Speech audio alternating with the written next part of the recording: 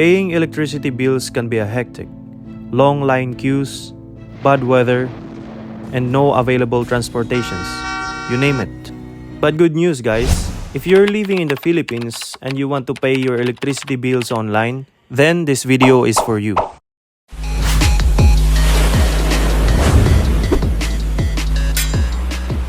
Ice King.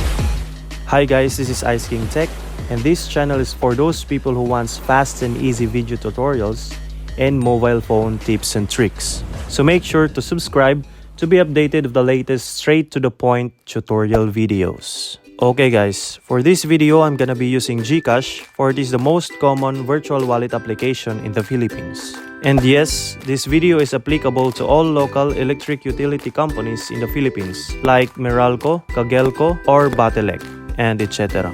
Okay guys, so first thing that we're going to do is to get the following informations from our electricity bill. Namely, account number, account name, bill number, and total amount due. And once we get all required informations, we now proceed to our Gcash application.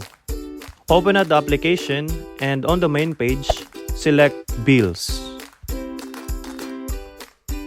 And next, you have to select Electricity Utilities in the categories.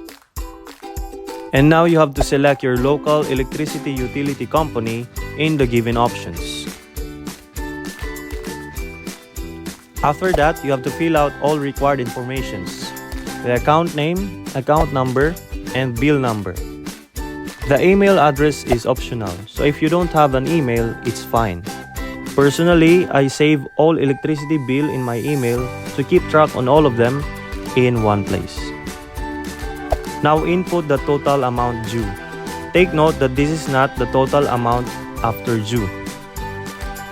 Next, select yes if you want to avail the Bill Protect, but it will cost you an extra money. In my experience, I did not have such troubles without this G-Insure protection, so I will select no, just pay the bill. Lastly, you have to confirm if all informations are correct. Once all is good, select confirm. This will be your receipt. You can save it by taking a screenshot or download it by selecting the Save button located on the upper right corner of your screen. And that's it guys. If this video helped, make sure to hit that like button. Thank you. Peace.